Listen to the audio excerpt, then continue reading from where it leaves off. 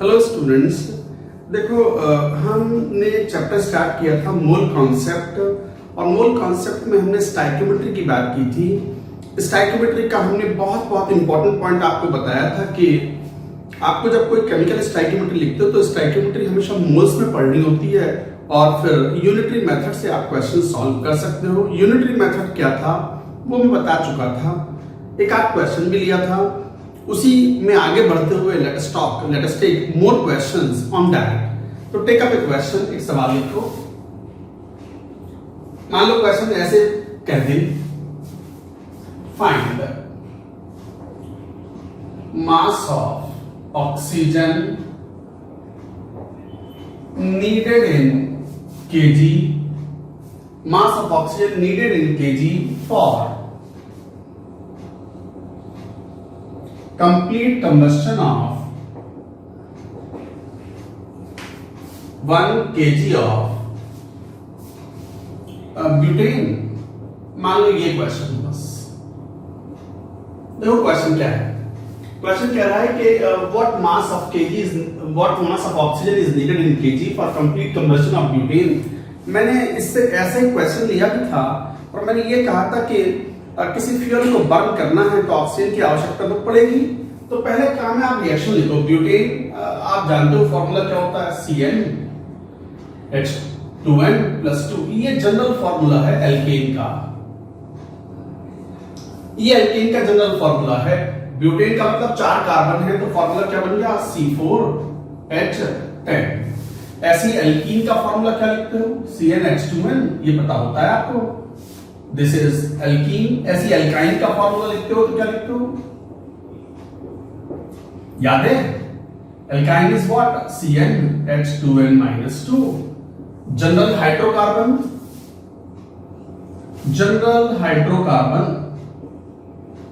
वैसे तो ये भी हाइड्रोकार्बन ही है, एल्केन, एल्कीन, एल्काइंस, ये सब हाइड्रोकार्बन है। बट अगर मेंशन ना हो कि वो एल्केन है या एल्कीन है या एल्काइन है, तो हाइड्रोकार्बन का फॉर्मूला क्या लेके चलते हो आप, CxHy। और जनरल ऑर्गेनिक कंपाउंड हो, यहां ले लो, जनरल ऑर्गेनिक कंपाउंड,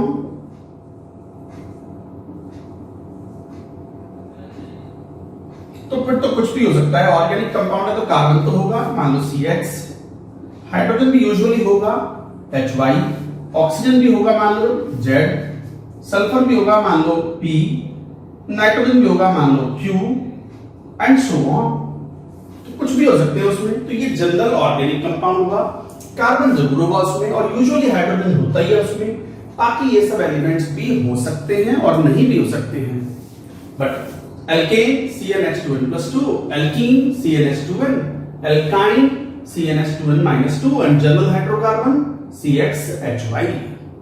कंबस्शन किसी का भी लिखा जा सकता है, जैसे मैं कंबस्शन लिख के बताता हूं आपको। अगर मुझे किसी एल्केन का कंबस्शन लिखना हुआ, वैसे तो ये पता है कि जैसे ब्यूटेन की बात कर रहे हैं तो C4H10 हुआ, बट मैं अगर कंबस्शन लिखना चाहूं तो आई कैन राइट जैसे CnH2n+2, ये एल्केन है। मान लो इसे कंबस्शन लिखना चाहूं तो वी कैन राइट, कंबस्शन का मतलब ऑक्सीजन से रिएक्शन, बर्न करा रहे हैं, जला रहे हैं इसको ईंधन के रूप में। तो alkane here is the fuel and this is the oxidizer. किसी भी ईंधन को जलाने के लिए ऑक्सीडाइजर की आवश्यकता होती है। अब जब बर्न कराओगे तो कार्बन जाएगा CO2 में, बैलेंस करोगे तो N, हाइड्रोजन जाएगा H2O में, और H2O मतलब N+1, तो N+1 H2O इस तरीके से। अब ऑक्सीजन को और बैलेंस कर लो, कितना ऑक्सीजन है 2N, और यहां N+1, तो 3N+1 O है, तो 3N+1 तो O है, 2 से डिवाइड करो क्योंकि यहां O2 है ना। Now oxygen is also balanced, so this is the balanced reaction. आपको समझ में आया मैंने कैसे बैलेंस किया? ये खुद करना पड़ेगा, आपको सीखना पड़ेगा मोल कॉन्सेप्ट में। मान लो कोई जनरल एल्केन लिखा हमने, कंबस्शन करा रहे हो तो O2 से रिएक्शन करानी है। कार्बन कहां पहुंचाओगे, CO2 में। हाइड्रोजन कहां पहुंचाओगे, H2O में। कार्बन को बैलेंस किया तो N आ गया, हाइड्रोजन को बैलेंस किया, चूंकि यहाँ H2 आ रहा है तो N+1 आएगा, अब हो गया हाइड्रोजन बैलेंस। अब ऑक्सीजन की बैलेंसिंग कर लो, 2n O है, n+1 O और हैं, 3n+1 हो गए और O2 के फॉर्म में लेना है तो 3n+1/2, so like that you balance. यही आपसे अगर कोई कह दे तेरा CnH2n की बैलेंसिंग करना कंबस्शन करा करके, कंबस्शन कराया एल्कीन का, तो कराओ कंबस्शन तो NCO2 प्लस कितना H2O, 2 लिख दो बस, 2 नहीं NH2O, तो NCO2 carbon is balanced. Hydrogen कितने हैं यहां पर 2n, यहां पे देखो 2n हो गए।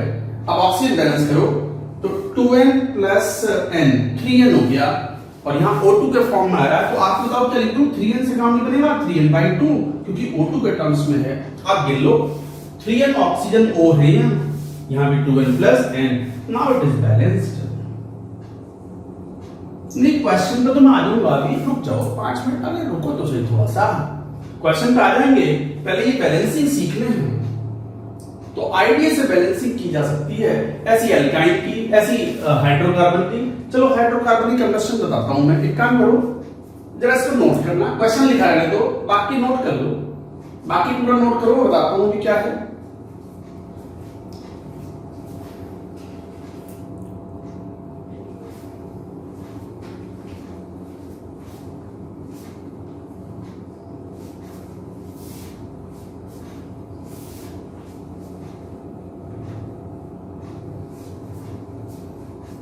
जैसे हाइड्रोकार्बन लो, जनरल हाइड्रोकार्बन CXHY, कंबस्शन कराओ O2, कंबस्शन कराया तो क्या बना CO2, बैलेंस करने के लिए X, क्या बना H2Y/2 H2O। देखो X कार्बन है, X से मल्टीप्लाई कर दिया, कार्बन बैलेंस हो गया। हाइड्रोजन केवल यही आया है और Y हाइड्रोजन है तो Y/2 से मल्टीप्लाई करो क्योंकि यहाँ H2 है, हो गया हाइड्रोजन बैलेंस। अब ऑक्सीजन कर लो 2x प्लस y/2, तो 2x प्लस y/2, y/2 इसका आधा करो। क्यों आधा क्यों किया, क्योंकि O2 के फॉर्म में है, तो और you can write what CXHY plus x plus y/4 O2 and now it is balanced XCO2 plus y/2 H2O, y/2 H2O। तो इस तरीके से now this is a balanced equation. इसके बगैर मोल कॉन्सेप्ट में काम नहीं बनेगा, रिएक्शन को बैलेंस स्वयं करना होगा। अगर किसी क्वेश्चन में आपसे टेस्ट में या किसी एग्जाम में मान लो बैलेंस रिएक्शन दे दी जाए तो मतलब यूं मान लो काम थोड़ा कम हो गया आपका, वरना in most of the questions you will have to balance the chemical reaction. अच्छा ये जनरल कंपाउंड लो, मैं जनरल कंपाउंड का कंबस्शन कराऊं तो क्या करूंगा, एक बहुत इंपॉर्टेंट पॉइंट आएगा। क्या पॉइंट आएगा, ये तो आपने सीख लिया कि ऑर्गेनिक कंपाउंड का कंबस्शन कराते हैं तो कार्बन जाएगा CO2 में और हाइड्रोजन जाएगा H2O में। बाकी सल्फर कहां भेजना है, नाइट्रोजन कहां भेजना है, उसकी कुछ गाइडलाइंस हैं। क्या गाइडलाइंस है आई टेल यू। मैं ये नीचे वाला पोर्शन हटा रहा हूं, आपने लिख लिया होगा।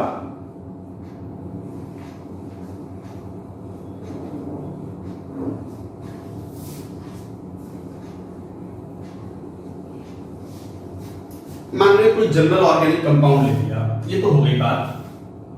जैसे कौन CXHY OZ, फिर क्या लिया था हमने SPNQ, बस इतना ही लो। मान लो इसका कंबस्शन करना है, थोड़ा जगह छोड़ो, काफी बड़ा टर्म आएगा। कार्बन को कहां भेजोगे CO2 में, हाइड्रोजन कहां भेजोगे H2O में, सल्फर कहां जाएगा, कुछ ना कहा जाए तो SO2 में भेजना है और SO2 में SP लगा दो, बैलेंस हो गया। कार्बन बैलेंस हो गया, हाइड्रोजन बैलेंस हो गया, सल्फर को भी बैलेंस कर दिया, P एटम्स हैं तो P से मल्टीप्लाई कर दिया। नाइट्रोजन ऑक्साइड्स नहीं बनाता। Under normal combustion reactions organic compound में अगर नाइट्रोजन प्रेजेंट हो तो नॉर्मल कंबस्शन में it does not convert into the oxides of nitrogen, it liberates as N2। यही था इंपॉर्टेंट पॉइंट। N2 है तो इसका मतलब Q/2। अब QN भी हो गए तो this is important. Very important point. क्या वेरी इंपॉर्टेंट पॉइंट? कि अगर किसी ऑर्गेनिक कंपाउंड में अगर नाइट्रोजन कंटेंट है और कंबस्शन करा रहे हैं तो नाइट्रोजन के ऑक्साइड्स नहीं बनते, you have to form N2 gas. तो ये पॉइंट था। अच्छा, carbon balanced, hydrogen balanced, sulphur balanced, nitrogen balanced with the point that nitrogen का ऑक्साइड नहीं बनेगा। अब जरा ऑक्सीजन पर देख लो कितना है, 2x plus y/2 plus y/2 plus 2p। इतना ऑक्सीजन है राइट साइड में, उतना ही यहां होना चाहिए। तो कितना 2x, इतना O है। अब इतना O यहां नहीं रखना है, उसमें से Z घटाना है, तो Z घटा लो। इतना और लगाना है तो कितना, 2 से डिवाइड करो क्योंकि O2 आ रहा है, तो x plus y/4 plus p minus z/2। I think now it is balanced। ये 2 से क्यों डिवाइड किया पूरे को? ये O है, मुझे O2 चाहिए, तो 2 से डिवाइड करके लिखो स्टोइकियोमेट्रिक कोएफिशिएंट में। यहां देख के कई बार कम समझ में आता है, कॉपी पर लिख कर देखो, आलस मत काटो, कॉपी पर लिख के देखो कि हाँ वाकई 2 से डिवाइड करना पड़ रहा है। यहां पर आप जरा बैलेंसिंग करके देखना, ऑक्सीजन बैलेंस करो जरा।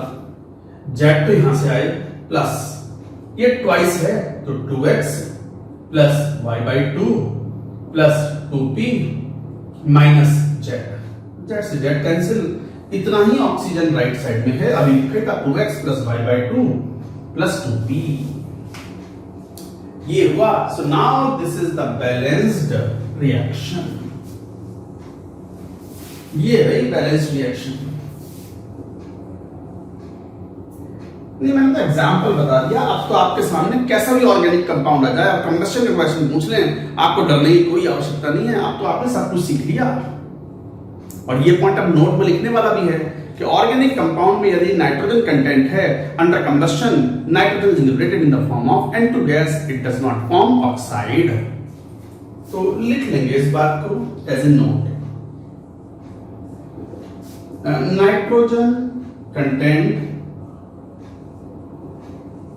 of organic compound on combustion gives N2 gas, not the oxides of nitrogen।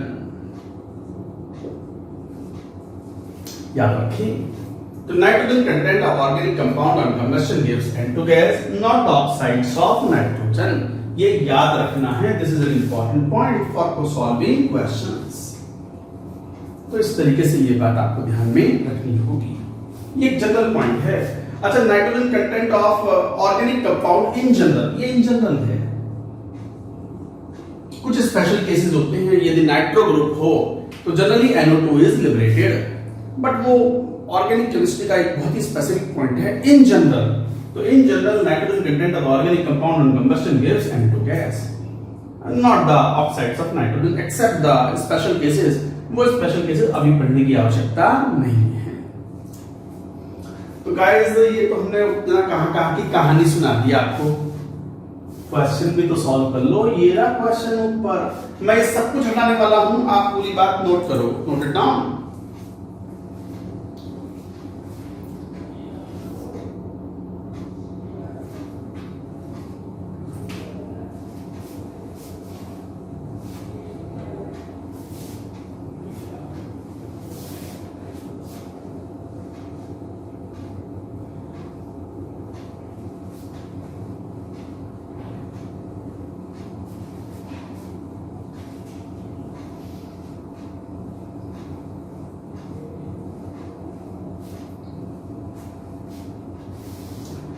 वो क्वेश्चन क्या था? क्वेश्चन ये था कि अब मैं उसका सॉल्यूशन लिख रहा हूं, क्वेश्चन तो है लिखा हुआ आपके पास। ब्यूटेन 1 kg C4H10, इसका कंबस्शन कराना है। अगर क्वेश्चन कुछ नहीं कह रहा तो रूम टेम्परेचर पर जो फिजिकल स्टेट होंगी वो मान लेते हैं। तो ब्यूटेन O2 के साथ कंबस्शन कराया, 4CO2 प्लस 5H2O। बैलेंसिंग हो गई कार्बन की और हाइड्रोजन की। ऑक्सीजन देखना, 4 दूनी 8 और 5 13, 13 मतलब 6.5। That's it, reaction is balanced. तो ये बैलेंस्ड रिएक्शन हो चुकी है। आप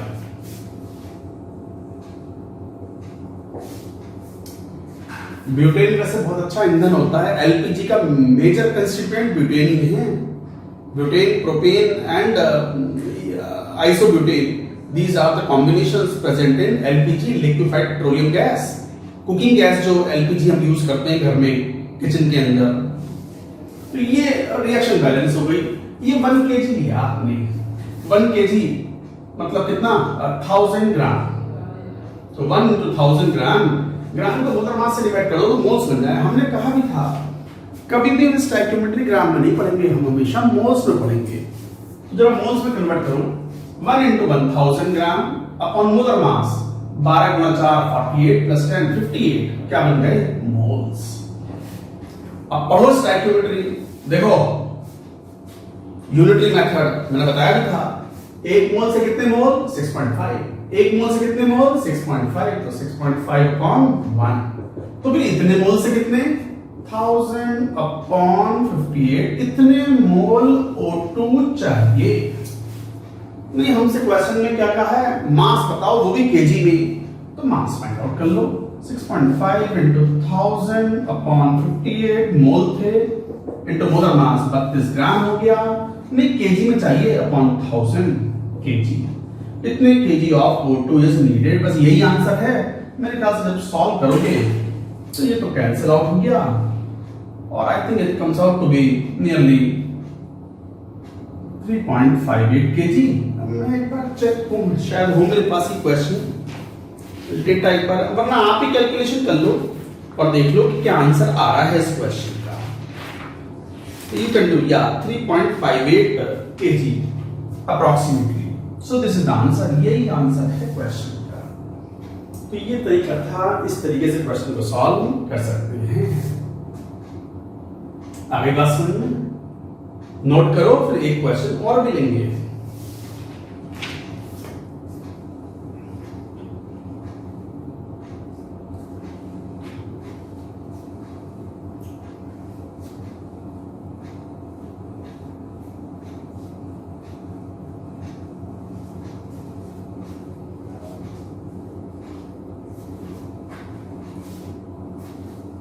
जैसे एक क्वेश्चन ये लेते हैं, मान लीजिए वापस से सिमिलर क्वेश्चन ताकि प्रैक्टिस अच्छी हो आपकी। Find mass of O2 needed in gram for combustion of 2 mole of acetic acid. अरे एसिटिक एसिड का फॉर्मूला तो मालूम है ना सबको, CH3COOH, acetic acid. Find mass of O2 needed for combustion of 2 mole of acetic acid. Also calculate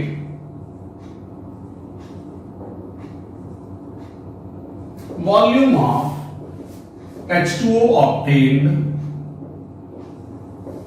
under STP condition. STP condition पर H2O का volume कितना ऑब्टेन होगा। जरा क्वेश्चन सॉल्व करो, बड़ा आसान सा क्वेश्चन दिखता है। ऐसे हमने 2 क्वेश्चन ऑलरेडी पढ़ लिए। चलो फिर वापस, क्वेश्चन तो जब ही आगे बढ़ पाएगा जब आप कंबस्शन की रिएक्शन लिखो। तो कंबस्शन लिखना जरा, तो एसिटिक एसिड CH3COOH कंबस्शन कराओ। अब कंबस्शन कराओगे, रूम कंडीशन पे लिक्विड फॉर्म में होता है, प्लस O2 तो गैस फॉर्म में होता है। कार्बन 2 हैं तो CO2 बनेगा, 2 लिख दो कार्बन बैलेंसिंग करने के लिए, गैस फॉर्म में बनेगा। और हाइड्रोजन जो है वो 3 और 4 हाइड्रोजन है तो 2H2O। बट ध्यान दो, एसटीपी पे पूछ रहे हैं तो इसका मतलब ये लिक्विड या सॉलिड फॉर्म में मिलेगा, लिक्विड और सॉलिड। गैस फॉर्म में नहीं मिल रहा है H2O। अगर एसटीपी कंडीशन मेंटेन की है वॉल्यूम फाइंड आउट करने के लिए, तो फिर तो ये लिक्विड या गैस सॉलिड फॉर्म में होगा। तो इस बात का ध्यान रखना है। अच्छा क्वेश्चन पे आओ, ऑक्सीजन का बैलेंसिंग करो। 2 into 2 4 ऑक्सीजन प्लस 2 6 ऑक्सीजन है, तो 6 ऑक्सीजन का मतलब 3 नहीं 6 ऑक्सीजन है और 2 ये वाली काम में आ गई, तो 4 चाहिए तो 2। Now reaction is balanced. देख लो 2 ऑक्सीजन 4 और 6 ऑक्सीजन, 4 और 2 6 oxygen, that's it, now it is balanced. अब सॉल्व करो, कितना 2 मोल। अच्छा ये तो सॉल्व कर लो, 1 मोल से 2 मोल 2/1, तो फिर 2 मोल से into 2 mole 4 mole of O2। मास चाहिए तो 4 इंटू 32, 3 4 12, 128 ग्राम, दैट्स इट, ले आंसर। 4 मोल चाहिए 2 मोल के लिए ऑक्सीजन। अच्छा यहां देखो क्वेश्चन है teacher, how much of the volume of H2O is obtained. H2O is कितने मोल्स बना, स्टोइकियोमेट्री पढ़ो, 1 मोल से 2 मोल, तो फिर 2 मोल से कितना इंटू 2, स्टोइकियोमेट्री 4 मोल। 22.7 से मल्टीप्लाई मत करना इस बार, अरे कोई गैस थोड़ी है, 22.7 से कम मल्टीप्लाई करते हो when you are dealing with gas, but this is not gas। तो 4 मोल ऑफ H2O लिक्विड और सॉलिड इज ऑब्टेन्ड। ऐसे में सॉलिड और लिक्विड का वॉल्यूम निकालना हो तो we use density of H2O liquid और सॉलिड इज टेकन 1 ग्राम पर ml। अगर क्वेश्चन में वाटर की डेंसिटी, लिक्विड वाटर की डेंसिटी या आइस की डेंसिटी ना दी हुई हो तो हम क्या मान लेते हैं, 1 ग्राम पर ml। याद रखें, रिमेंबर इट।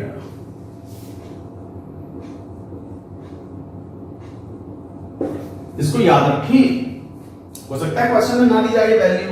तो डेंसिटी क्या होती है, मास अपॉन वॉल्यूम। तो how much of the mass, 4 mole water, तो 4 इंटू 18 मोलर मास है, इतना मास ग्राम में अपॉन वॉल्यूम ऑफ H2O कितना ऑब्टेन हुआ। तो वॉल्यूम ऑफ H2O सॉलिड और liquid would be equal to 72 upon 1, 72 ml। यही आंसर है, that's it, this is the answer. तो 4 मोल H2O बना है, उसका लिक्विड या सॉलिड फॉर्म में डेंसिटी 1 ग्राम पर ml लोगे, and then you will calculate the volume and the answer would be 72 ml। So like that you can solve the question. This was the question. I hope you have understood the point. Note it down.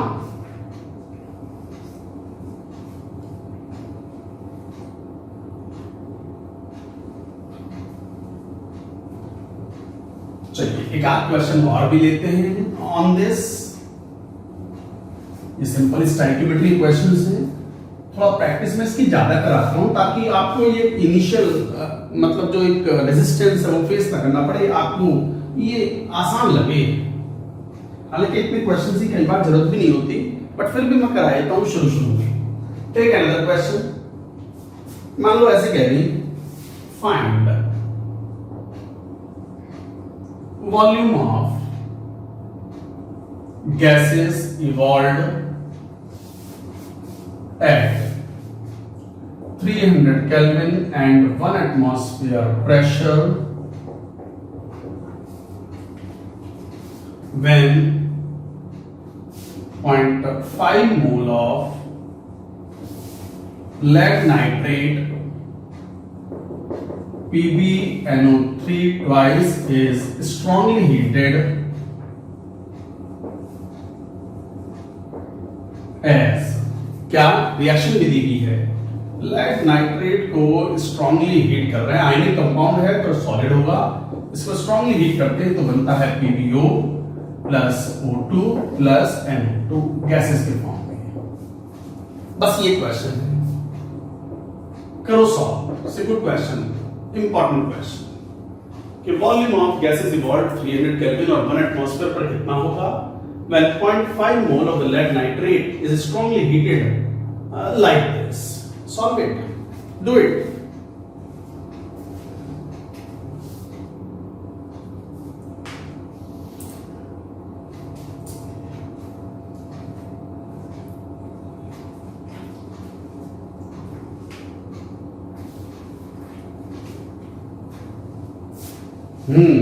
देखो question, ये reaction लिखी गया है, इसी में solve करते हैं। पहले तो बैलेंसिंग कर दो, तो PbO ठीक है, 2 नाइट्रोजन है, 2 से मल्टीप्लाई कर दो, ठीक है, गैस के फॉर्म में NO2 बना, और ऑक्सीजन कितने हो गए, 2 4 और 1 5 और टोटल कितने 6 हैं, half O2। Now reaction is balanced, check कर लो, it is balanced reaction. Now बगैर बैलेंसिंग के क्वेश्चन सॉल्व नहीं होगा।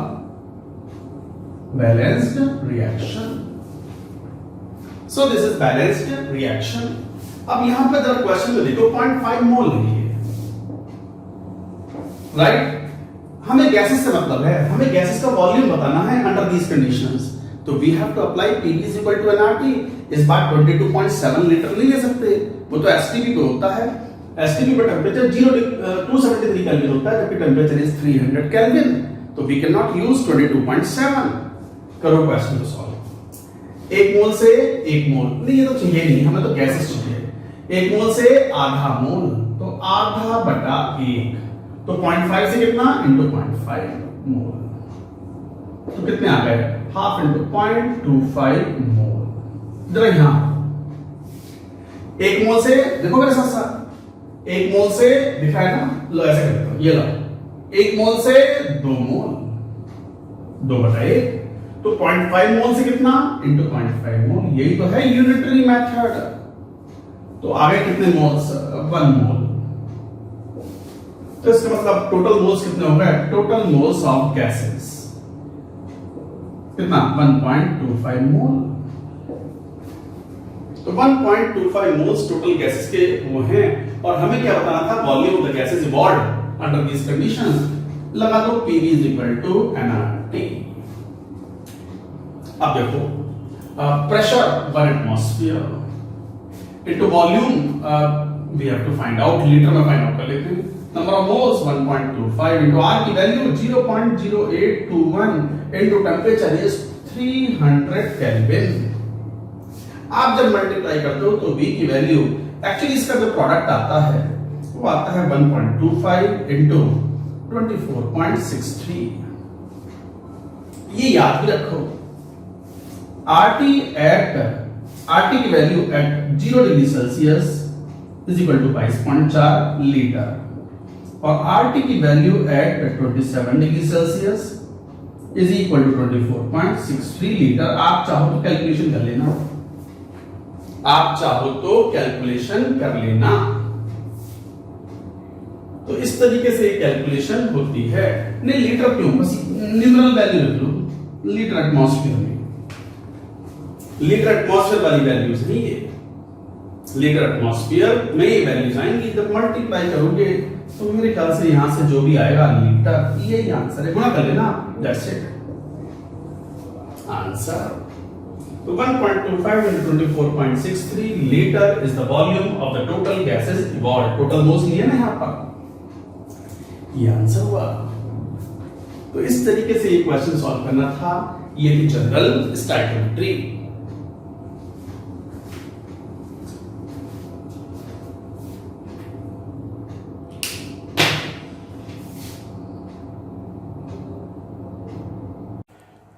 तो ये थे some questions based on simple stoichiometric problems based on simple calculations. इसमें हमें मिक्सचर के प्रॉब्लम्स भी पढ़ने होते हैं, बट उससे पहले हम एक और बात करेंगे, एम्पिरिकल एंड मॉलिक्यूलर फार्मूला। तो हेडिंग लिखो, empirical and molecular formula.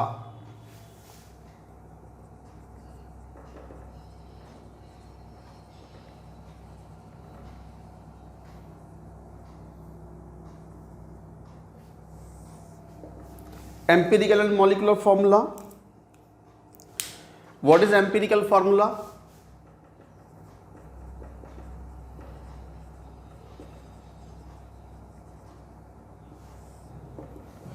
Empirical formula represent कि किसी कंपाउंड के अंदर जो वेरियस एलिमेंट्स हैं वो किस सिंपलेस्ट होल नंबर रेशियो में हैं। तो it represents simplest whole number ratio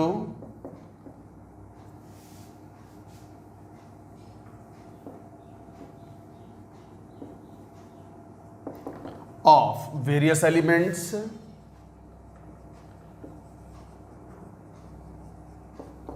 in a compound। तो empirical formula represent simplest whole number ratio of various elements in the compound, कि एलिमेंट्स अपने सबसे सिंपल रेशियो में इंटीजर्स के फॉर्म में क्या हैं। तो ये कहलाता है एम्पिरिकल फार्मूला। अच्छा, मॉलिक्यूलर फार्मूला क्या होता है?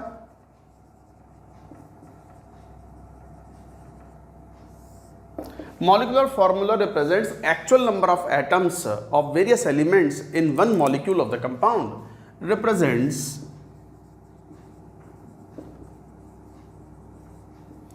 actual number of atoms of various elements in one molecule of compound. तो represents actual number of atoms of various elements in one molecule of the compound, ये molecular formula और ये simplest whole number ratio। जैसे मैं example लेके बात करता हूँ तो बढ़िया समझ में आता है स्टूडेंट्स को। ग्लूकोज एक बहुत ही कॉमन कंपाउंड है, आप सब फार्मूला जानते भी होंगे। बताओ क्या फार्मूला? ग्लूकोज C6H12O6, ये है ग्लूकोज, ये इसका मॉलिक्यूलर फार्मूला है।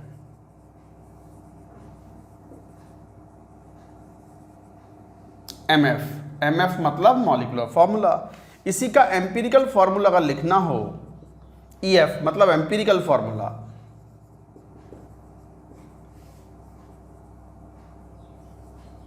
तो क्या लिखोगे? Empirical formula simplest whole number ratio. देखो तो पूरे को 6 से डिवाइड कर दो, 6 से, तो कितना? CH2O। इंटीजर्स के फॉर्म में, मिनिमम इंटीजर्स मतलब simplest whole number ratio. Minimum integers means simplest whole number ratio of atoms. तो it represents simplest whole number ratio of various elements. It represents simplest whole number ratio of atoms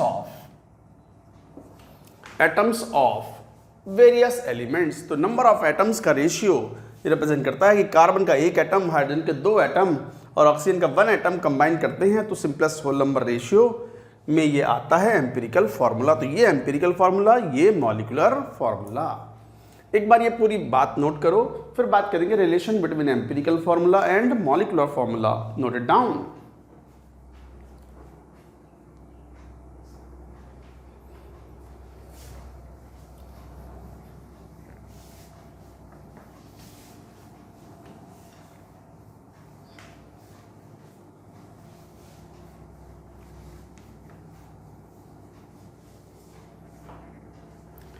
Relation between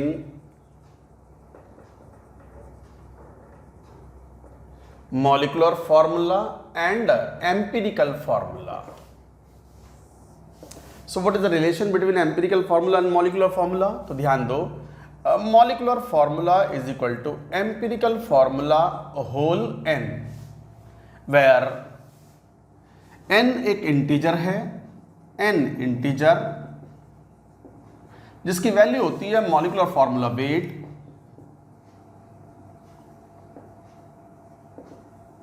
upon empirical formula wait. Empirical formula wait, molecular formula weight upon empirical formula wait. जैसे वही example लें एक बार, कौन सा? Glucose का C6H12O6, ये molecular formula. CH2O, ये empirical formula. तो बताओ n की वैल्यू कितनी? मॉलिक्यूलर फार्मूला वेट तो 6 × 12 plus 12 × 1 plus 6 × 16 upon 12 plus 2 plus 16। ये अगर ऊपर देखो तो ग्लूकोज का मॉलिक्यूलर फार्मूला वेट होता है 180 अपॉन दिस इज 36। तो इसका मतलब हम कह सकते हैं कि मॉलिक्यूलर फार्मूला इज CH2O का होल 6, मतलब वही तो है वो C6H12O6। तो ये फॉर्मूला है, ये याद रखना है। Molecular formula is equal to empirical formula whole n। इस तरीके से हम ये डिस्क्राइब और डिफाइन करते हैं। I hope the point is clear. किस तरीके, अब बात आती है एम्पिरिकल फार्मूला फाइंड आउट कैसे करें। क्वांटिटेटिव एनालिसिस करते हैं किसी कंपाउंड का। क्वांटिटेटिव एनालिसिस का मतलब उसमें ये फाइंड आउट करना कि कौन कौन से एलिमेंट्स कितनी कितनी परसेंटेज में प्रेजेंट हैं। That is called quantitative analysis. तो लिखो डिटर्मिनेशन ऑफ एम्पिरिकल फार्मूला। ये बहुत सिंपल वाला पार्ट होता है, बट सिंपल हो या टफ हो, पढ़ना सब है, अच्छे से पढ़ना है। तो नोट इट डाउन, लिखो इसको।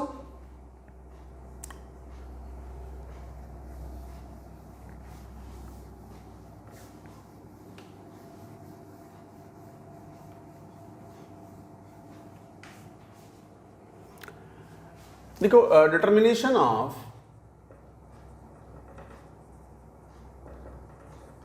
Empirical formula of a compound.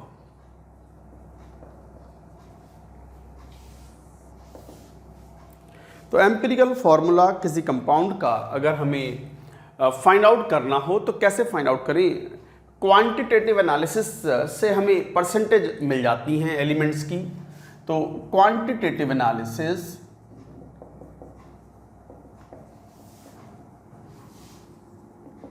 Of a compound gives us the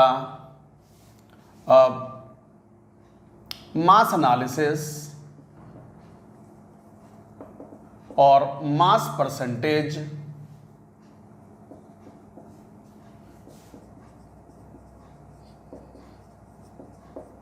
of various elements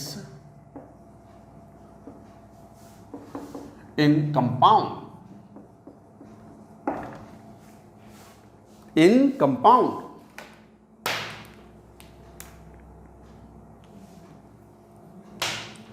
थोड़ा इंक मैं भर लूँ, इसमें इंक खत्म हो गई। 1 मिनट रुकेंगे, इतने नोट करो आप।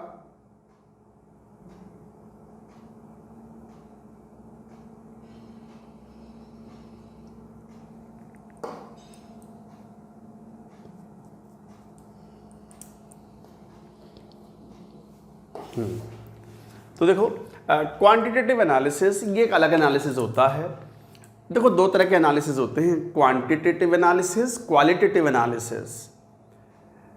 क्वांटिटेटिव एनालिसिस बताता है कि कोई एलिमेंट कितना परसेंटेज में है, percentage by mass in the given compound. और क्वालिटेटिव एनालिसिस बताता है कि है कौन कौन इसमें। मान लो कोई कंपाउंड आया अननोन, कहीं से कोई आपने कोई सब्सटेंस लिया, अब वो आपके पास है। अब आप हमें ऐसे देख के थोड़ी मालूम पड़ता है कि इसमें कार्बन है, नाइट्रोजन है, हाइड्रोजन है, ऑक्सीजन है, क्या क्या है इसमें। पहले तो यही फाइंड आउट करते हैं कि इसमें कौन कौन से एलिमेंट्स प्रेजेंट हैं, and that is done by qualitative analysis. Qualitative means पता लगाना कौन कौन। अच्छा, मालूम पड़ गया क्वालिटेटिव एनालिसिस से कौन कौन।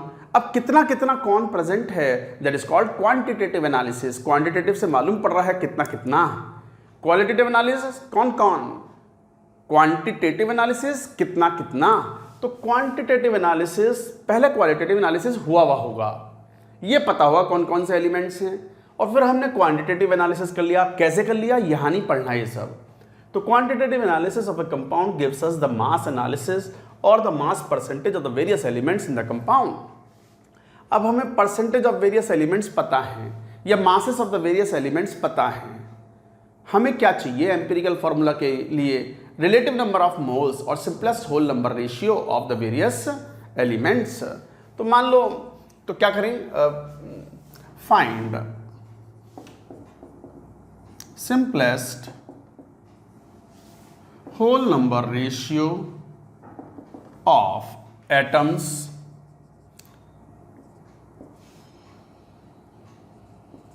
Of various elements. तो find simplest whole number ratio of atoms of various elements. और कैसे डिवाइड करोगे? अगर मासेस पता हैं सबके या मास परसेंटेज पता हैं तो उनके मोलर मास से डिवाइड कर दो, आ गए number of moles. Number of moles का रेशियो वही होगा जो उनके एटम्स का रेशियो है। तो हमें मोल्स का रेशियो चाहिए, तो कैसे फाइंड आउट करें? डिवाइड गिवन मास परसेंटेज और मास of various elements by atomic masses and then get relative number of moles which gives, ऐसा लिख दो। तो डिवाइड गिवन मास परसेंटेज और मास of the various elements by atomic masses which gives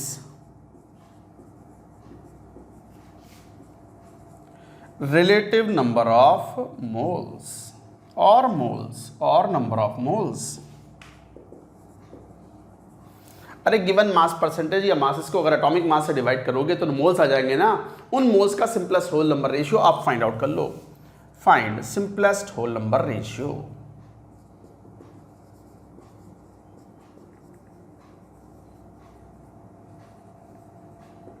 Find simplest whole number ratio of various elements of atoms of various elements।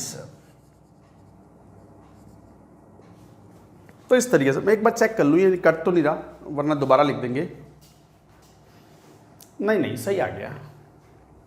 तो ये तरीका है, ये प्रोसीजर है कि गिवन परसेंटेज बाय मास या given masses of the substance को divide कर लो उनके एटॉमिक मासेस से, नंबर ऑफ मोल्स आ गए, नंबर ऑफ मोल्स का सिंपलेस्ट होल नंबर रेशियो निकाल लो, वही एम्पिरिकल फॉर्मूला प्रोवाइड करेगा। ये लिखने में थोड़ा मुश्किल लगता है, मैं एक क्वेश्चन लेता हूँ, देखो कितना आसान है ये। Take up the question. मान लो क्वेश्चन कुछ ऐसा हो, हमें मोल्स का रेशियो निकालना है, बस सिंपल सी बात। तो मान लो जैसे क्वेश्चन है ये, एक क्वेश्चन ले रहे हैं यहाँ, take up a question. Organic compound है कोई,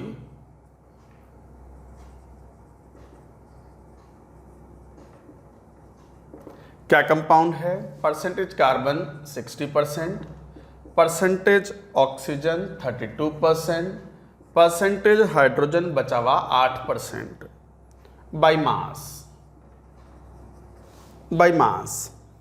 वैसे परसेंटेज कंपोजिशन इस तरीके से बाय मास ही होते हैं ये, बट क्वेश्चन में देख लेना चाहिए परसेंटेज बाय मोल है या परसेंटेज बाय मास। हमें मोल्स का रेशियो चाहिए, परसेंटेज बाय मोल्स दिया हुआ है तो बस तो सिंपल रेशियो फाइंड आउट कर लो। अब तो एटॉमिक मास से भी डिवाइड करने की जरूरत नहीं है, तो जो मासेस हैं उनको मोल्स में कन्वर्ट करना है। Find empirical formula. जरा देखना empirical formula. Carbon, oxygen, hydrogen 60%, 12 से डिवाइड कर दो, आ गए मोल्स। 32 16 से डिवाइड कर दो, आ गए मोल्स। 8 1 से डिवाइड कर दो, आ गए मोल्स। तो ये मोलर रेशियो हो गया, मोलर रेशियो। ये अलग है, ये थ्योरी थी, ये क्वेश्चन सॉल्व कर रहे हैं। तो ये मोलर रेशियो आ गया। जरा देखना 5:16 दूनी 32, 2:8। यही सिंपलेस्ट होल नंबर रेशियो है, यही, और सिंपल नहीं कर सकते इंटीजर्स में इसको, तो यही सिंपलेस्ट होल नंबर रेशियो है। बस अब सॉल्व कर लोगे तो फॉर्मूला क्या हो गया बताओ, एम्पिरिकल फॉर्मूला क्या हो गया कंपाउंड का? C5O2H8। दैट्स इट, यही आंसर है क्वेश्चन का। बच्चों ध्यान दो, यही आंसर है। तो आपको मोलर रेशियो फाइंड आउट करना था, simplest whole number ratio of the atoms और simplest whole ratio of the number of moles find out कर लो, वही उसका एम्पिरिकल फॉर्मूला है। ये शो करता है कि एम्पिरिकल फॉर्मूला में कार्बन, ऑक्सीजन और hydrogen are present in the molar ratio 5:2:8। तो अगर मासेस दिए हुए हों तो एटॉमिक मास से डिवाइड करके मोलर रेशियो फाइंड आउट कर लो, और मोलर परसेंटेज दी हुई हो तो बस उन्हीं का रेशियो निकाल दो, एटॉमिक मास से डिवाइड करने की जरूरत नहीं पड़ती। तो गाइज ये था एम्पिरिकल फॉर्मूला। एक आध क्वेश्चन और लेंगे, सॉल्व करो। ये पूरा नोट कर लो पहले एक बार, नोट इट डाउन।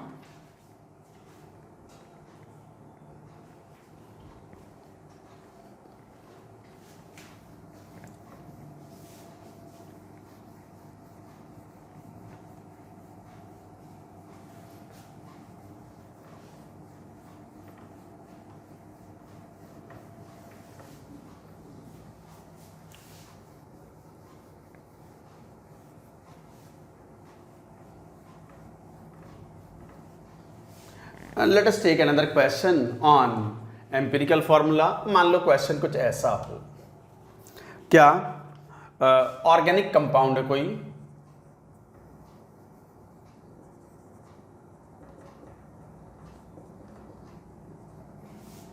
ठीक है, जिसका वेट दिया हुआ है, वेट दिया हुआ है 7.3 ग्राम,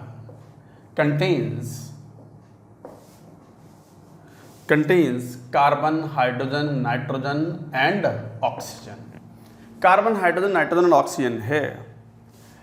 It is found to contain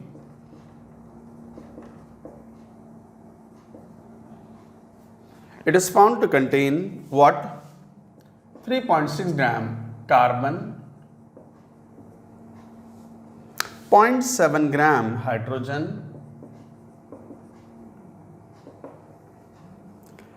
1.4 gram nitrogen. Find empirical formula of organic compound.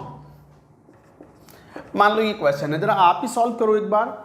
ये तो बहुत आसान क्वेश्चन है, एक बार आप ही सॉल्व करो इस क्वेश्चन को. Solve it.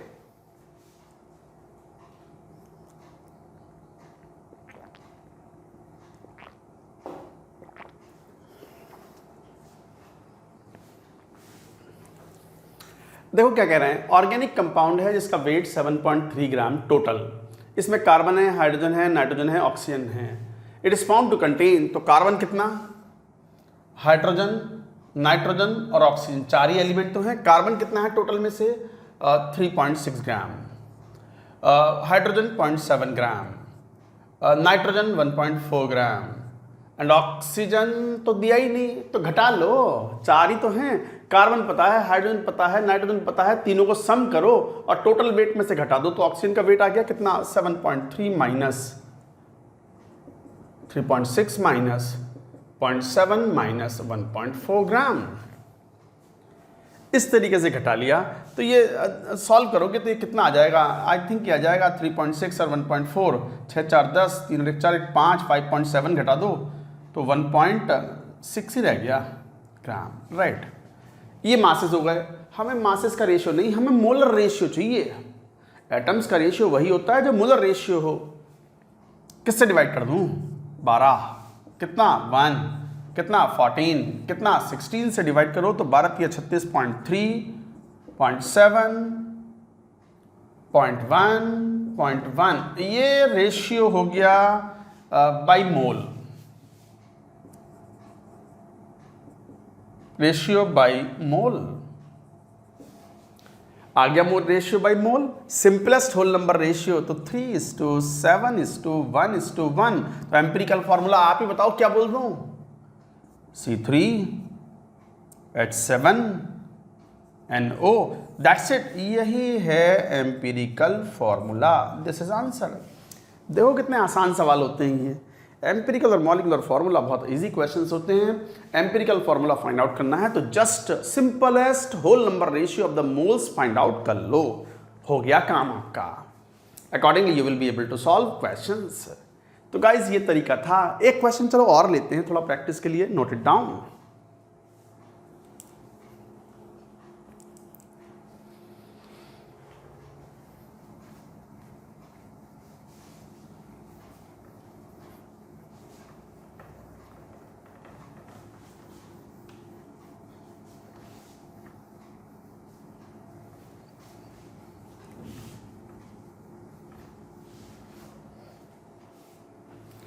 जैसे मान लो एक और क्वेश्चन लिया जाए. क्वेश्चन कुछ ऐसा लेते हैं जैसे ये find empirical formula of mineral.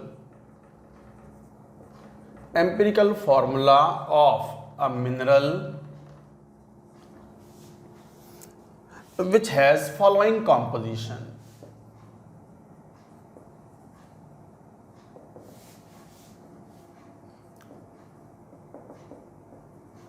Which has following composition. क्या composition? जैसे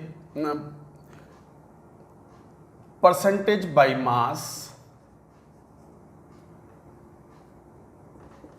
of ZnSO4 ये दिया है 56.1%.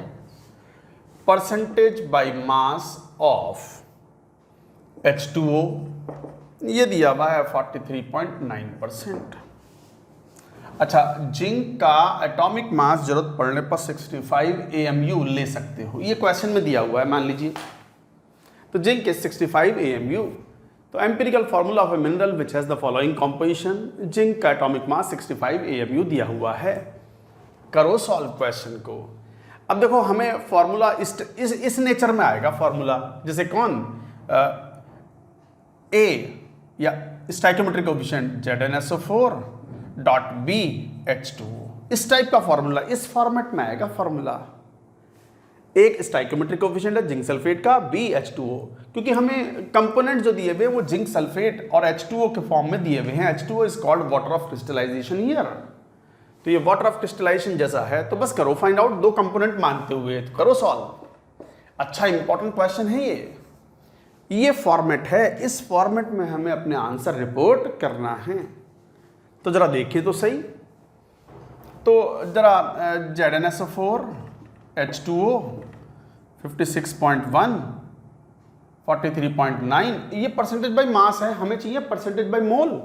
तो डिवाइड कर लो, जिंक 65 प्लस 96 और ये अपॉन 18। अब आ गया ये रेशियो बाय मोल्स। अब ये सॉल्व करके सिंपलेस्ट होल नंबर रेशियो अगर निकालें तो देखो मैं बता देता हूँ, ये रेशियो ये डिवाइड करने पर वैल्यू आती है समवेयर 0.35:2, ये वैल्यू आती है समवेयर 2.44। और जब इनको और सिंपलेस्ट रेशियो बनाओ, सिंपलेस्ट होल नंबर रेशियो, तो ये बन जाता है, इसमें से स्मॉलेस्ट वाले को डिवाइड कर दो 0.35 से डिवाइड कर दो, ताकि ये 1 बन गया और ये क्या बन गया फिर 7। तो ये सिंपलेस्ट होल नंबर रेशियो 17 आ गया। ये है सिंपलेस्ट होल नंबर रेशियो। अगर मान लो डिवाइड करने से सिंपल रेशियो ना आ रहा हूं तो स्मॉलेस्ट वाले नंबर से सबको डिवाइड कर दो, तो आपकी लाइफ, आपका जो कैलकुलेशंस है वो बड़ी आसान हो जाएगी। मैं कई बार बोलता हूँ आपकी लाइफ बड़ी आसान हो जाएगी। अब क्वेश्चन में लाइफ आपकी बहुत आसान हो गई, सिंपलेस्ट होल नंबर रेशियो आ गया। So what should be the formula? ZnSO4.7H2O, ये है empirical formula of the compound. तो यही है एम्पिरिकल फॉर्मूला। आ गई बात समझ में? तो इस तरीके से आप ये एम्पिरिकल और मॉलिक्यूलर फार्मूला फाइंड आउट करते हो। मॉलिक्यूलर फार्मूला आप फाइंड आउट कर सकते हो यदि n की वैल्यू पता हो। मैंने बताया था अभी क्या बताया था? Molecular formula is equal to empirical formula whole n, और n आप कैलकुलेट कर सकते हो, आपको कोई ना कोई इंफॉर्मेशन क्वेश्चन में दी हुई होगी। तो ये था, हम देखो हम क्या पढ़ क्या रहे हैं, हम we are talking about stoichiometry of the reaction, chemical stoichiometry. Mole concept के 3 पार्ट है, chemical stoichiometry, concentration terms like molarity, molality, percentages and all that, और तीसरा balancing of the redox reactions. तो अभी पहला पार्ट चल रहा है मोल कॉन्सेप्ट का, वो है स्टाइकियोमेट्री। स्टाइकियोमेट्री में हमने सिंपल स्टाइकियोमेट्री के क्वेश्चंस पढ़ लिए थे कि किस तरीके से यूनिटरी मेथड अप्लाई करके we can solve questions. But चलिए अब बात करते हैं, कुछ और जनरल टर्म्स होते हैं डेंसिटी के बारे में। डेंसिटी तो आप सब समझते हो, बट डेंसिटी तो ठीक है, हम बात करेंगे मेनली रिलेटिव डेंसिटी के बारे में। तो लिखो heading density, note it down.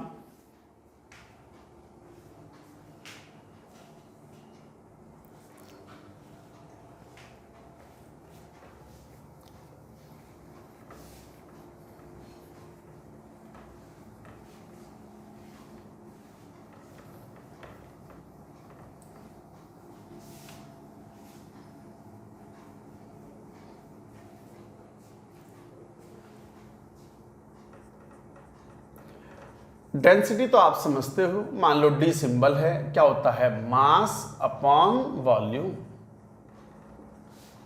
Density होती है मास अपॉन वॉल्यूम, और यूनिट क्या होगी इसकी? मास kg में ले रहे हो अपॉन वॉल्यूम मीटर क्यूब में, तो ये तो SI यूनिट हो गई। बट कई बार ये SI यूनिट काफ़ी बड़ी यूनिट होती है, तो कई बार हम और भी यूनिट्स यूज़ कर सकते हैं।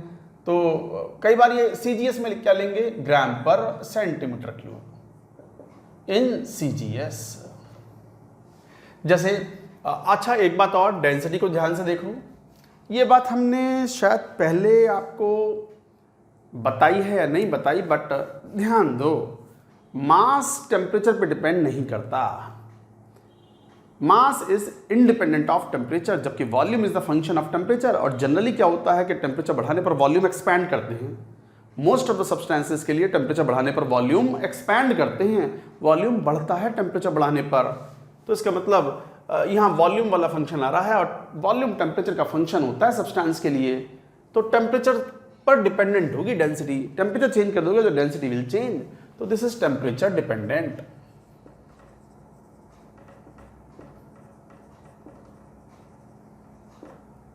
इन जनरल टेम्परेचर बढ़ाओगे तो वॉल्यूम एक्सपैंड होगा, तो फिर डेंसिटी क्या होगी, घटती है, डेंसिटी डिक्रीजेस। बच्चे ऐसे बहुत लिखते हैं एरो अप मतलब बढ़, temperature increases, volume increases, density decreases. आपकी कॉपी देख देख के, बच्चों की कॉपी देख के हम भी सीख जाते हैं शॉर्ट में लिखना कि टेम्परेचर बढ़ने पर वॉल्यूम बढ़ा और डेंसिटी घटी। तो लाइक दैट यू से टेम्परेचर डिपेंडेंट होता है डेंसिटी जो होता है। अब डेंसिटी तो ठीक है, जैसे वाटर की डेंसिटी की बात करें, for example density of H2O liquid, कुछ ना कहा जाए क्वेश्चन में तो it is taken as 1 gram पर ml if not given in the question. अगर गिवन है तो फिर वही यूज करें जो गिवन है। तो 1 ग्राम पर ml और 1 ग्राम पर सेंटीमीटर क्यूब वो एक ही बात होती है, और 1 ग्राम पर सेंटीमीटर क्यूब और 1 ग्राम पर सीसी का मतलब क्यूबिक सेंटीमीटर, वो एक ही बात है। बट यही अगर हम किलोग्राम पर मीटर क्यूब में लें तो 1000 kg पर मीटर क्यूब। तो ये वाटर की डेंसिटी जैसे इस तरीके से हम लेते हैं। जैसे एल्यूमिनियम की डेंसिटी अगर देखें सॉलिड, इट इज नियरली 2.7 ग्राम पर ml या फिर 2.7 इंटू 10⁻³ किलोग्राम पर मीटर क्यूब। तो ये डेंसिटी होती है, नहीं रटने की जरूरत नहीं है, ये याद करना है आपको। दिस यू शुड रिमेंबर, इसकी जरूरत पड़ती है, पड़ी थी मेरे ख्याल से, एक क्वेश्चन में पड़ी थी इसकी जरूरत। हमने लिक्विड वाटर का वॉल्यूम कैलकुलेट किया था एसटीपी पर, लिक्विड या सॉलिड का, तो डेंसिटी हम 1 ग्राम पर ml लेकर के तब हमने वॉल्यूम फाइंड आउट किया था। थोड़ी देर पहले क्वेश्चन लिया था हमने। तो accordingly you talk about density, but here we are more concerned about relative density. तो एक टर्म यूज करते हैं रिलेटिव डेंसिटी। अब रिलेटिव डेंसिटी क्या होती है, अब किसी के रेस्पेक्ट में, किसी के रिलेटिव, तो density of a substance upon density of a reference substance.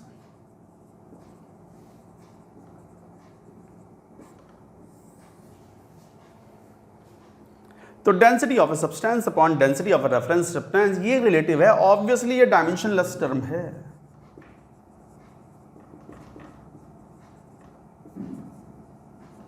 It is a dimensionless term. क्यों? ऊपर भी डेंसिटी है, नीचे भी डेंसिटी है, तो डेंसिटी का कोई यूनिट या कोई डायमेंशन नहीं आएगा।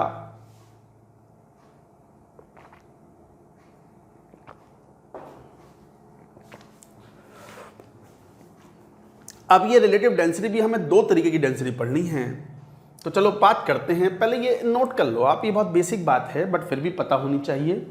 Note it down.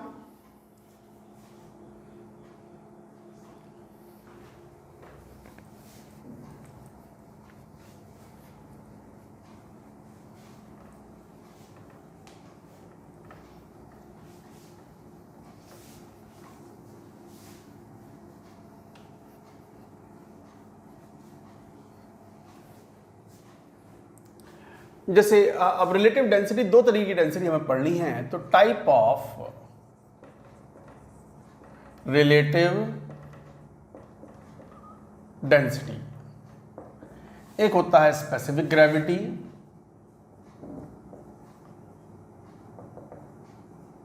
और एक होता है vapour density.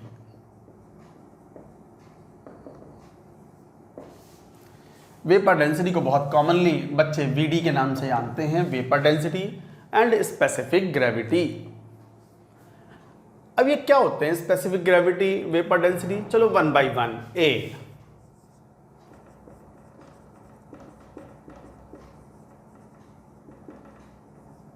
Specific gravity of a substance, ये used mainly for solids and liquids। Mainly ये सॉलिड्स एंड लिक्विड्स के केसेस में यूज करते हैं। तो what is specific gravity of a substance? तो density of a substance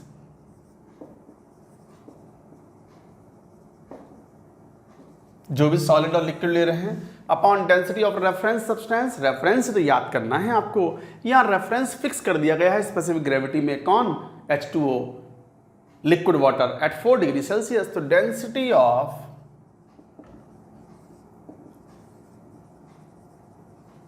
liquid water at 4 degree Celsius की एक खास बात है, आप पढ़ोगे इस बात को in chemical bonding. 4 degree Celsius की एक खास बात है कि 4 डिग्री सेल्सियस पर डेंसिटी ऑफ वाटर जो होती है वो मैक्सिमम होती है, and that is taken as 1 gram पर ml। तो density of a substance upon density of the substance at 4 degree Celsius, तो ऊपर अगर डेंसिटी हम ले लें सब्सटेंस की, density of substance in gram पर ml अगर ले लें, तो वाटर की डेंसिटी, लिक्विड वाटर की डेंसिटी ग्राम पर ml में 4 डिग्री सेल्सियस पे क्या होती है, 1 ग्राम पर ml। तो एक तरीके से स्पेसिफिक ग्रेविटी साफ दिखाई पड़ता है। ये मेनली सॉलिड लिक्विड के लिए यूज करते हैं। ऊपर डेंसिटी ऑफ द सब्सटेंस है और नीचे तो कांस्टेंट आ गया क्योंकि टेम्परेचर फिक्स हो गया। ऊपर डेंसिटी है और वो टेम्परेचर पर डिपेंड करती है, तो इसका मतलब specific gravity depends on temperature, depends on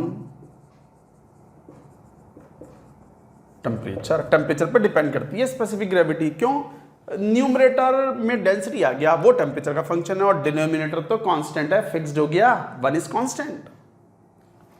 तो इसका मतलब ये हुआ स्पेसिफिक ग्रेविटी कुछ नहीं है, वो डेंसिटी है सब्सटेंस की इन ग्राम पर ml। तो ये बात लिखेंगे, in fact specific gravity of a substance is has same numerical value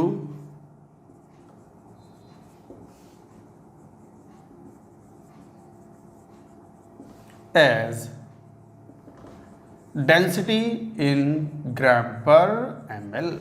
तो जो किसी सब्सटेंस की डेंसिटी ग्राम पर ml में है वही न्यूमरल वैल्यू स्पेसिफिक ग्रेविटी है। जैसे अभी एग्जांपल लिया, मान लो आयरन सॉलिड है, इसकी डेंसिटी अगर मान लो ऐसी हो 7.8 ग्राम पर cc, तो बताओ स्पेसिफिक ग्रेविटी क्या लिखोगे?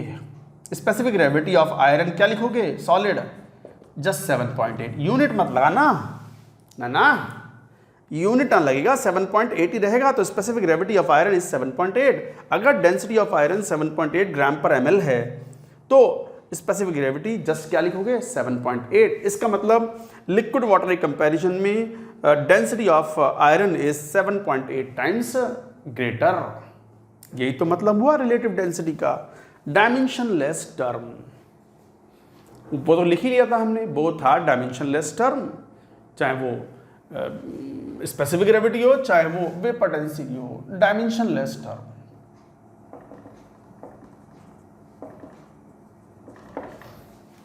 तो इस तरीके से आप स्पेसिफिक ग्रेविटी बोलते हो। तो स्पेसिफिक ग्रेविटी ग्राम पर ml में सब्सटेंस की डेंसिटी के बराबर ही होती है।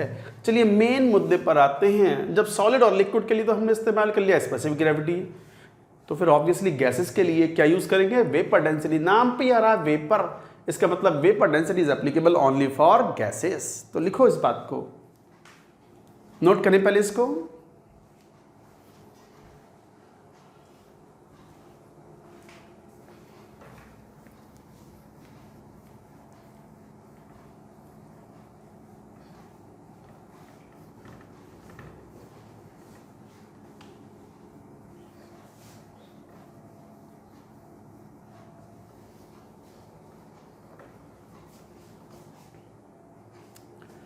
जैसे दूसरा टर्म था V, वेपर डेंसिटी।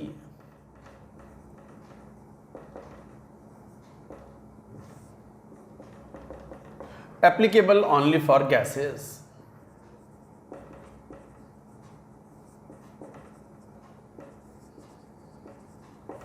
ये केवल गैसेस के लिए ही एप्लीकेबल है। तो व्हाट इज वेपर डेंसिटी? तो density of a gas upon density of reference gas. But साथ में ध्यान दो, गैस की डेंसिटी टेम्परेचर पर भी डिपेंड करती है। Both the densities are measured under same pressure and temperature conditions. both densities are measured under same pressure and temperature conditions. अच्छे से नोट करो, दिस इज वेरी इंपॉर्टेंट। इस पर खूब क्वेश्चंस पूछे जाते हैं। वेपर डेंसिटी और केवल गैसेस के लिए एप्लीकेबल है। Density of the gas upon density of the reference gas, both densities are measured in the same pressure and temperature condition. अब जरा एक बात ध्यान दो, पहले भी हमने ये बात कही थी कि गैसेस के लिए we use PV is equal to nRT, gas equation.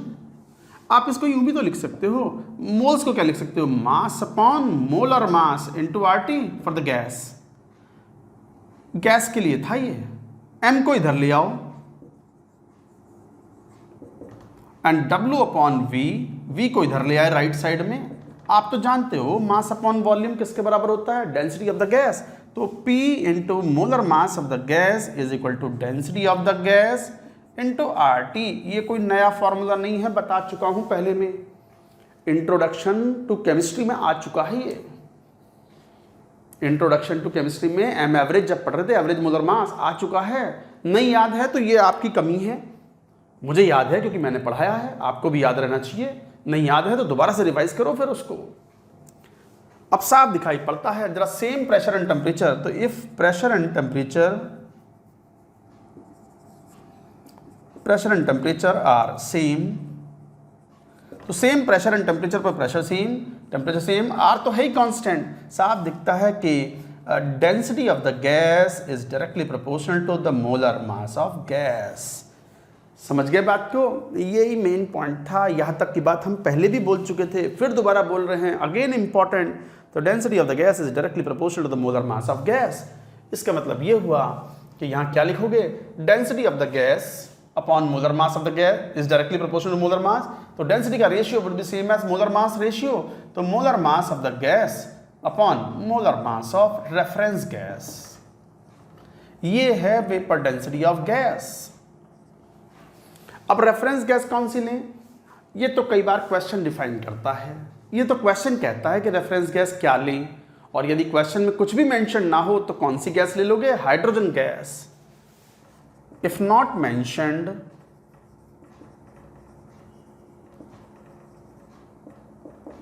in question, then H2 gas is taken as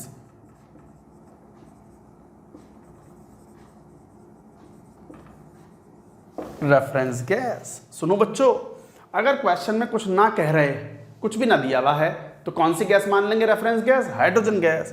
तो H2 गैस को रेफरेंस ले लेंगे। तो फिर जरा देखना, तो फिर vapour density of the gas क्या हो गया, molar mass of the gas upon what is the molar mass of the reference gas, molar mass of H2 which is nothing but molar mass of the gas upon 2। ये है formula, very important. So vapour density of the gas is just half of its molar mass. But यदि gas mixture की बात कर रहा हूं, this is very important. For a gas mixture, अगर gas का मिक्सचर हो तो vapour density of gas mixture will be molar mass of the gas ना लेके आप क्या लोगे, एवरेज मोलर मास। तो एम एवरेज, और एम एवरेज कैसे कैलकुलेट करते थे वो आपने सीखा हुआ है, very important formula. Vapour density of the gas mixture is equal to M average, average molar mass. कैसे कैलकुलेट किया था, सब सीखा हुआ है आपने, average molar mass divided by 2। क्यों, रेफरेंस गैस कौन सी ली थी, हाइड्रोजन। अब यहीं पे एक बहुत इंपॉर्टेंट पॉइंट जरा ध्यान दो कि वेपर डेंसिटी टेम्परेचर डिपेंडेंट है या इंडिपेंडेंट, आप ही बताओ। इंडिपेंडेंट तो लिखो बहुत इंपॉर्टेंट करके, वेरी वेरी इंपॉर्टेंट करके, कि वेपर डेंसिटी टेम्परेचर, मैं अलग पॉइंट करके लिखता हूं। ये हटा लेते हैं इसको, राइट साइड वाले को। पहले आप ये नोट करो पूरी बात।